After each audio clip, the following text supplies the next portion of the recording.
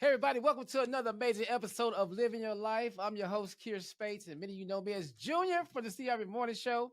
On Living Your Life, we talk in detail about our personal journeys with sickle cell disease as we help each other look to find solutions that can help improve the quality of life for those living with sickle cell. To help us navigate these conversations and explore options, I'm joined by my good friend and world-renowned author, medical doctor, and sickle cell expert, co-host of Living Your Life, Dr. Corey Hebert. Dr. Hebert, how you doing, man? Man, happy New Year, brother. I'm just happy to be in the space because I'm telling you something. They got a lot of folks that ain't here. You know what I'm saying? How you been? I'm good, man. You know, man, we had a great holiday season. We're back to work, man, back to living your life, back to changing lives. But today, though, man, today, It's hammer time now. Oh, today, look, they are not ready for no. what's gonna happen today. They ain't ready. It's one of my partners from back in the day.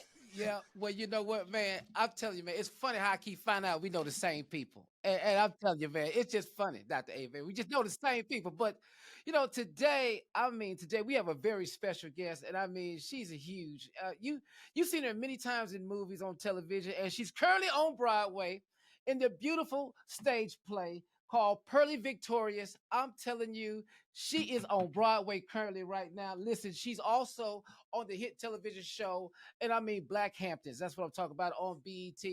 And she is one of my favorite people, one of my favorite actresses. I just love her. I love her spirit, her passion. She is so hyped for me, man. I can't believe I got her to do it. She came on. She'll tell you how it is too, and that's why she here. She will tell you exactly how it is. She don't care because that's what we need. That's what we need. Give it up. I mean, man, we know her from Coming to America. We know her from This Is Us. We know her from a lot of things, man. She is here today, and I'm talking about the very talented and amazing Miss Vanessa Bell Calloway. V, what's going on? Hey guys, how you doing? What is going on? How are you doing? I am doing great. How you doing? Girl, I'm doing good, man. I'm just so glad to have you on today because this we share something in common that's very special. But before we get to all of that, okay, tell us about the Broadway play. Tell us about Pearly Victorious. Pearly Victorious. It has been an amazing gift, an amazing ride. We are closing February 4th in 2 weeks from this Sunday. I don't know when this is airing, but we close February 4th. And we have been there since I've been in New York for 6 months. We opened preview September 7th, and we opened on September 27th. We do 8 shows a week, so I have been here doing, with the exception of my daughter's wedding. My daughter got married this year, my youngest daughter. With the exception of that, I have been here performing on Broadway with the incredible Leslie Odom Oh Jr., yeah, Oh, that dude can sing. That yeah. dude can sing. Carol Young, Heather, Alicia Sims, Billy Eugene Wright, J.O. Sanders. It's been an amazing cast, an amazing experience. We have a great time, and it's been such a blessing. Kenny Leon directed this play. He did an excellent job, and he handpicked me for the part, so it was really just an honor and just, God sent. So I've been doing great. Well, Vanessa, I tell you, you see in the background here, you know me, so you know I'm a real doctor. A lot of times people think I just play a doctor on TV, but I am a real doctor. And you have a very strong and deep connection to this sickle cell thing that we talk about. And it's been such in the news lately with this quote unquote cure and all this stuff. You know what I'm saying? So tell us a little bit about how you relate to this whole thing. Well, my brother Calvin, Prince Bell, who was my first friend, who I love and miss dearly, he passed away. I guess it's almost 22 years now. Was from sickle cell. So we just had the anniversary of his death, right? So he passed away. And so yeah, I grew up, and I have the trait.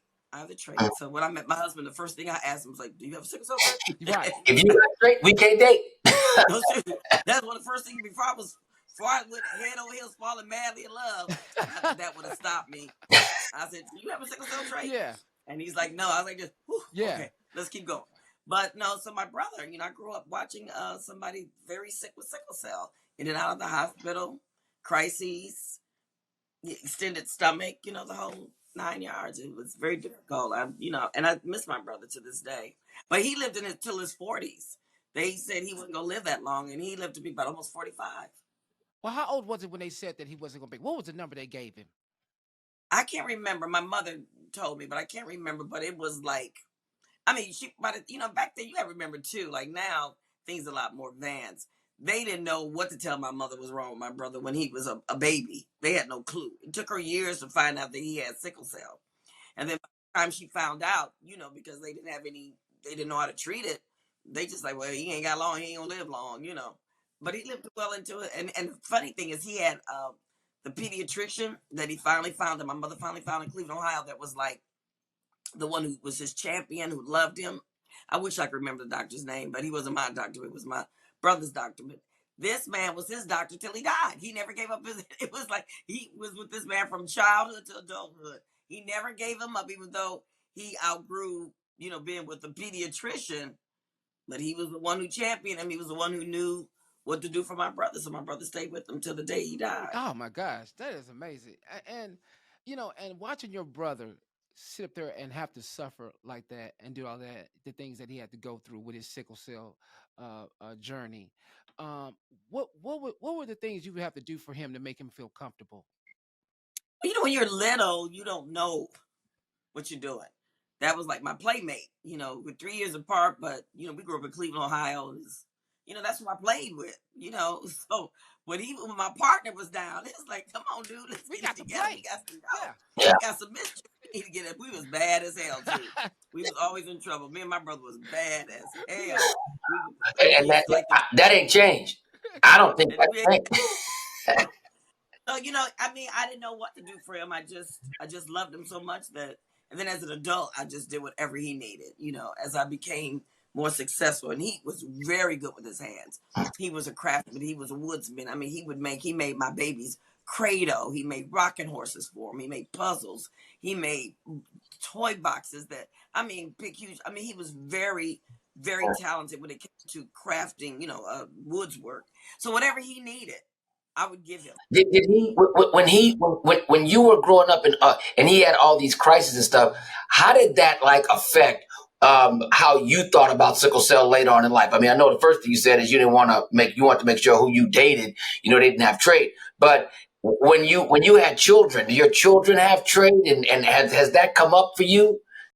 No, my children don't have a trait, but that was one thing I got, tested immediately when they were born, obviously. But no, thank God neither one of them have a trait. It's just, it's just on your mind because we didn't know a lot about sickle cell, like I said, when I was growing up. But by the time I was an adult, I knew enough to know that 1 out of every 3 kids of yours could get it if both persons have a trait. I knew enough. And I knew enough to know that I shouldn't have a partner that have it if I could avoid that, and that I should get my children tested, which I did. And sometimes I feel it. Sometimes I feel it in me, like heights. With the trait, you get tired. Sometimes I feel it. Yeah. Well, what if I told you? What if I told you that almost 98% of young Black women that have a baby with sickle cell disease didn't know that they had trait? But in America, everybody. I think the only reason I knew is because my mother Yeah. had a child that had sickle cell. Yeah. So after she discovered she had a child that had sickle cell, I would imagine she got us tested or something. That's how I knew. Sure. I'm sure I would not have known. Yeah. If it weren't for my brother, I would have never known. I mean, why would I? That wouldn't be anything I would be testing for. Yeah. But the crazy part now is that in America, everybody's tested at birth. It's a federal law that everybody's tested at birth, but still, people don't know if they have trait because they're tested, but they never really follow up on the results because they don't think trait is a big deal. That's why living your life. That's why I'm asking you right now, live. I need you. I got several other celebrities. We have to change this because they don't have a PSA about getting your test, getting your results. They don't have a telethon. They ain't got nothing. But all these young Black women are still having babies with sickle cell disease, and the test is done. The test is done, and people just don't know the results of their test, and that's what's causing the problem. Me and Kier fight. Wow, I didn't know that. I didn't know that it was mandatory to get tested. A, I did not know that. Yeah. And B, do they mail the test to people? Yeah. You won't get it unless you call and ask for it. No, they mail it. People. They mail it. It's just that what happens is people get the results, and you are a new mother, right? You 6 months postpartum or whatever, and you get the results. You think it ain't no big deal because ain't nobody ever told you then it's a big deal. You see what I'm saying? So they throw it away. Oh, you got trach, you ain't got the disease, no big deal. And that's when it gets lost. But all we need is a PSA to say, look, if you give it, check your results. But people don't know. And that's why I'm telling you, I'm talking to the Vice President of the United States. I'm talking to we about to get a registry, and we just need you to make sure that you step up to and tell people we got to get this done. It's important. Yeah, it is. I never knew that. So thanks for educating on that. Yes. And Vanessa, the thing about too is you do something to honor your brother. What have you done to further advance this sickle cell cause? Just let the people know. Well, I mean, I was part of the on the board for the Sickle Cell Disease Foundation that Kiki Shepard, KISS Foundation, that Kiki Shepard spearheads. My husband and I were board members of that for years, and I used to do a comedy show. I used to, we haven't done it in several years now. COVID kind of changed everything, but we would do a comedy show that was kind of like a fundraiser for the sickle cell, foundation that raised money. And comedians like yourself, you hosted one for me. Yeah, comedians like yourself will come on and they would give their time and energy, and we would raise money for the sickle cell, foundation. And Kiki, I really got hats off to her, because Kiki started, one of the reasons she started the foundation, because she knew my brother. She met my brother, and she knew my brother. And when he passed away, she decided that she should, spearhead, the Sickle Cell Foundation. It's not the national one. It's a separate one. So that's when she started KISS. Yeah, she started the KISS Foundation. She's actually came on the show, and she talked about how she's working with so many people in California to make it happen out there and bring awareness to sickle cell out there. And she mentioned that how she loved working with you on the foundation, at the KISS Foundation, because you know what? It takes all of us, though. It really does. Before a disease like sickle cell does not get the attention that it truly does deserve. Because we are losing so many people at a young age that are not even, they're scared to even speak up. Me and Dr. Hebert talk about that, but because we have to come out the shadows. We have to get people out here to say, hey, this is important to us. Hey, Kier, how about this one? I'm about to break your heart, both of y'all's heart. I had 2 patients come to this clinic. You see, I'm in clinic today. 2 patients come to this clinic and they said, Dr. Hebert, we so happy today. We got 2 boys with sickle cell, and we heard on the news the other day they got a cure. So we just coming in here to get our cure so our children don't got to suffer no more. This was 2 days ago. I had to tell them, baby, that it's not really a cure. And it costs $6 million. You can't really get that. They fell out crying, bro. Fell out crying in my office because they had heard, on the news that, the whole CRISPR technology, all that kind of stuff is the cure. And they just came in for that, bro. So we got to stop this. We got to prevent this disease by knowledge, because you ain't about to get no $6 million CRISPR technology treatment. That just ain't happening for you. You understand what I'm saying? Not maybe you. Down? Will that treatment, the cost of that treatment? I know when things are new and things are just discovered, it costs, for various reasons. But will that ever, go down? I don't see it coming down in our lifetime. Or accessible? I don't see it coming down in our lifetime. And the reason why is because we had the bone. Remember a couple of years ago, we had some more cures, because the bone marrow transplant, right? We got new cures. That was $3 million. That still ain't come down.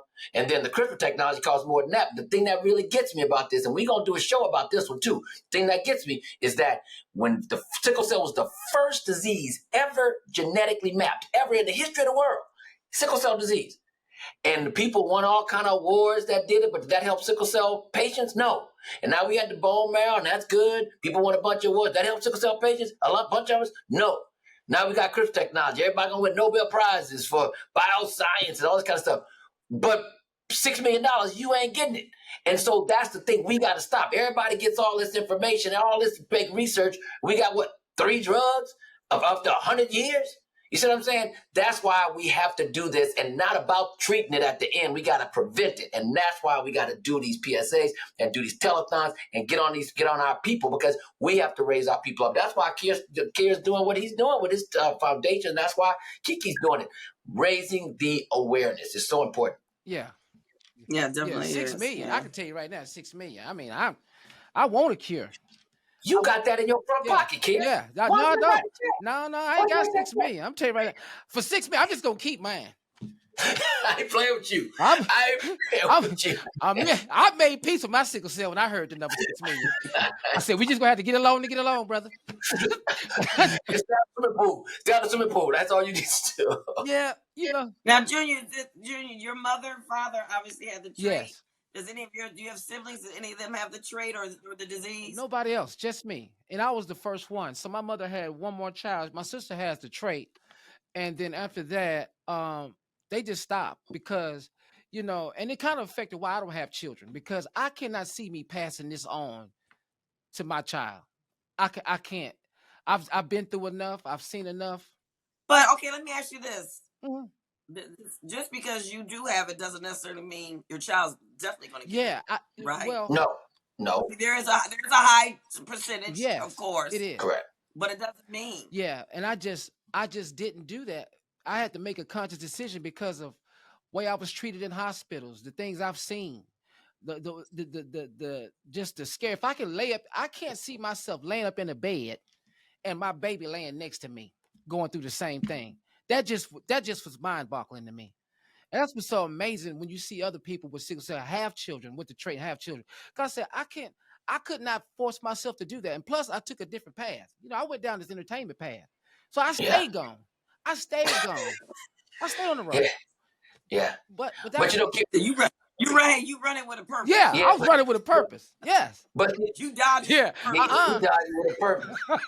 See, the thing is, though, it's like when we talk about all the research, we just need people to have the ability to make the choice. So Kier made the choice.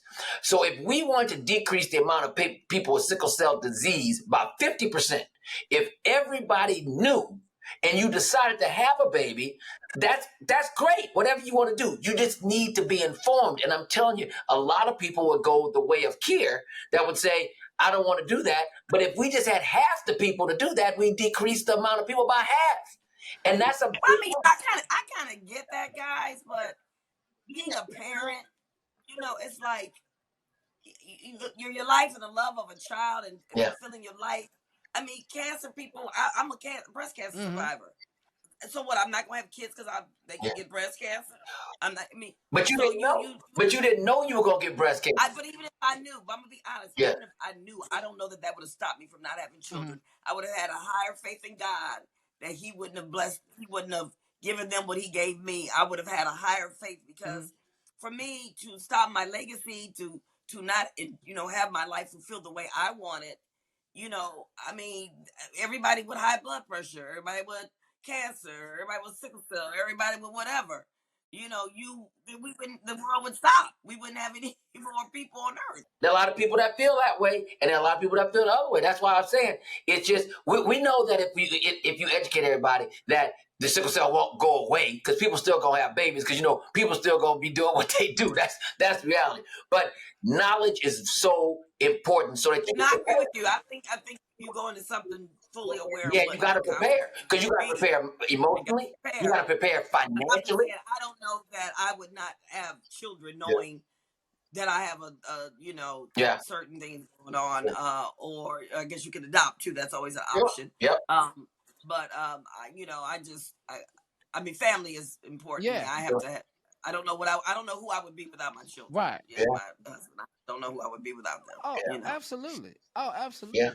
Because and let's talk about that. Let's talk about how proud you are of your daughter. She just got married. My youngest baby just got married. Yes. She's 10 years old. I can't believe she's old. How'd she get to be old? 29. Oh, my youngest Alexandra. We call her Allie, and it was an amazing wedding. Oh, it was my gorgeous. God. Got married Thanksgiving weekend, the Saturday after Thanksgiving, and she got married to a young man it's a Spellhouse marriage. He went to Morehouse. Morehouse, yes. Morehouse man. House. Spellman. So it was a beautiful wedding. She has a wonderful husband, a wonderful new family. We are over the moon. It's just been great. They're college sweethearts, so it was time. It was just time. It was time to shit and get off the pot. I know that's right. I think I might have met that fella because they've been together for a while. They've been together. Yeah, they've been together like 8, 9 years. Yeah, she. That's what I'm saying. I remember, she was like a little girl talking about, stuff. Now she grown. That's awesome. It was a beautiful, beautiful moment in life. I mean, something that you can't take back, and it goes so quickly. But it was a great day for our families. She Yeah. was featured in Essence magazine. She was, she was on Oh, World she's in the Bride. Bridal magazine. She's in the World Yeah, Bride World Bride. magazine now. Yeah. She in the World Bride magazine. You better put her in just Essence. You better get her in. She in Vogue, Kier. Quit tripping. Yeah. World Bride, honey. Yeah, and talk to me about this, Vanessa, because I read somewhere that you also a dancer too. And Yeah. and you and your daughters do a piece too together. Yeah, well, for one of my significant birthdays, just a few years ago, 18 again. it was always I'm a dancer, but I grew up dancing. That's how I started in the business. I studied at Alvin Ailey's in New York. I danced with small dance companies here. I danced on Broadway. I've done a lot of concert dancing and danced in TV movies and stuff. So dancing, is my thing. Was my thing for years. And when my daughters were born, one of the first thing I did was get them to dance. I mean, they've been dancing since they literally were like 2 years old, right? And one of my dreams was always to do a trio with my daughters, but I didn't want to do it with them when they were little girls, dancing like little girls. I wanted them to do it when they were like women. And when I tell you they grew up beautiful dancers, they trained several places, but where they got their main training was Debbie Allen Dance Academy. Debbie's like their aunt, and they danced with Debbie from the time they were little girls to the time they, went through college. So we're alumni of the school. So I wanted them to do this piece with me. And I told them, I said, for my birthday, I don't need any gifts. This particular birthday, I said, I just need you to do this, my birthday wish. So I had a girlfriend of mine who's an amazing choreographer and dancer herself. She choreographed it. I got costumes made, got a director friend to come in and film it, rented a studio. And we did it, and it's been one of the joys of my life. So you saw it, you liked it. I love it. You know what? It's just the fact that you do so many different things, not just dancing, all the movies you've been in, all the television shows, a story career. What was your motivation? How did you get there? Did you ever see this happening for you? I did, actually. I did. I've always had like a 5-year plan. I mean, even when I was a little girl, I always said, in 5 years, I will be doing ... And then when it got to year 3 of that, I would go 5 years I'm doing. So I've always kind of visualized what I wanted. And they tell you that, visualize it, write it down, whatever. But I've always had a visual perspective of who I wanted to be and where I wanted to go. Now, has it always worked out exactly the way I wanted it? Absolutely not. But have a lot of things come into fruition? Absolutely. And I just, I saw me doing this, a dance, and I knew I was going to branch over into acting because that's what I wanted to do. I didn't want to dance all my life. And I direct now, and, I knew that was going to happen eventually. I produce, I direct. I'm starting to write more. So, you got to just keep it moving. Got to have a goal. I tell these young people all the time, if you don't have a goal, you just wander aimlessly. And you could change it. It don't matter, but you got to pick something. I tell all these people, you got to pick something and move towards it. What you did. That's what you did. No, you Absolutely. did that. And because like you look at all the shows that you're on right now, like you got to talk to us about Black Hamptons 2. You in season 2 of Black Hamptons 2. I mean, I see the cast and everything. One of my good friends is on the show too. It's Karan. I love Karan. He's also in the sickle cell fight. So, but talk to us about Black Hamptons 2. Oh, well, Black Hamptons, that the Tridestin, the production company that puts it on, and Carl Weber is the writer, obviously. It's, I like people who appreciate you and who uphold their word. I did some work with these people like years ago. We did some TV movies and stuff, but they're loyal. So Black Hamptons came up and they called me and they said, "Hey, we got something for you." And I said, "Cool." I read it. I had no reason not to do it. So it's been fun. BT, took it on, and it's one of those delicious characters where you get to be, raging biatch. Who doesn't like to be that on TV? And it's been a lot of fun. I love the cast. The storyline is a strong Black woman who owns banks, who's she got money, she got it going on. She's running stuff. She's running her city. People respect her. They come to her when they're trying to figure stuff out. So I love the character and what she exhibits to women in general, but Black women in particular. That we too have a legacy. We have wealth, and it's in the Hamptons. I don't know if you've ever been in the Hamptons, but the Hamptons is very different from Martha's Vineyard. And she's in the Hamptons, and I know rich Black women in the Hamptons. So this was easy for me to do because I know some really rich and they Black women in the Hamptons. And they just like your character too. They be rolling, bro. No, I ain't gonna say that. They're not like my character. I'm not gonna go that far. But they're very elegant. They're very sophisticated. They're pulled up. They know how to run their wealth, their husband's wealth. They know how to run it, and people respect them. And you don't mess with them. And they got it going on. They're not. At least the women I know, they're not like my character, but they're strong Black women who have worked their butts off. See, that's the other thing.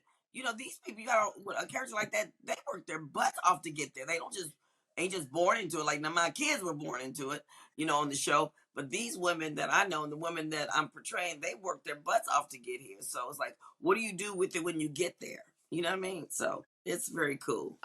I love it. I love it. I love it, V. I love everything you do, man. I'm so glad to call you my friend. I'm so glad. I'm so glad we got to have lunches together when I was in LA. I'm so glad that you are in this sickle cell thing. How's your mama doing? Well, girl, my mama asked about you not too long ago. My mama is doing fine. She is doing really well. She here. She is still here, kicking, still crazy. I know that much. I'm still her son. She's still crazy. Mama's always crazy. Y'all think we all crazy. So my mama crazy too. My kids think I'm crazy. Yeah, because y'all like the exact same person. Y'all exact same. You talk to her, y'all got the same attitude, the same laughs, the same jokes. Y'all the same people. It's always easy. That's how I already know how to act around you because it's the same way. Don't make me knock the hell out you. That's possible. That's possible. So, before we get out of here, Vanessa, I always like to let you all leave something with the audience about living your life and setting goals and living with sickle cell and how you perceive it in your own vision. If you don't mind just sharing with them and just letting them know how you really feel. I'm talking about living your life. This is one thing that I try to live by and I always share, especially with young people. Stay ready to be ready. That's so important. And whatever that means to you, that means different things to different people. If you don't like your weight, change it. Do something about it. Well, I ain't fat shaming nobody, but some people don't like the way they look. Well, fix that. If your teeth need fixing, do that. If you need to change your look or your hairstyle or whatever, do that. Stay ready to be ready because however you look on Friday, I promise you're going to look and feel that same way on Monday. It's not going to change overnight. And whatever doors open for you, for your future, for your career, for whatever you're trying to do, when it opens, you have to be ready because they're not going to say, oh, okay, we're going to come back and open that door next week for you. That's not going to happen. So whenever that door opens, whatever it is you're trying to accomplish or be or do, you got to kick it open. When it cracks a little bit, you got to kick it down. So you need to be ready the moment you step in there. You got to be ready. So I always tell people, stay ready to be ready. And that makes you live your life. Yeah. You can live your life when you stay ready to be ready. Yeah. I love it. I love it. I love it. Well, ladies and gentlemen, thank y'all so much, listen, for tuning in. This has been a nice, great conversation with Vanessa Bell Calloway, the amazing, the beautiful, the talented Vanessa Bell Calloway. Thank you so much, V, for coming on. We appreciate you doing that. Thank you so much for coming on. We love you. We love all your work. Let me tell you something. You just keep doing what you're doing, and we're going to be calling you because we're going to need you to move this thing forward. No, let me know when you're ready. Doing a PSA for that that's easy. Oh, we got it. Absolutely. That's easy. Absolutely. Easy peasy. And y'all know I'm connected to Oh, yeah, absolutely. Oh, yeah, I know. I can't act like I don't know, right? Well, ladies and gentlemen, give a round of applause for Vanessa Bell Calloway. That's what she came on to do. She is living her life. Tell everybody we said, hey, Vanessa, and congratulations on all the success.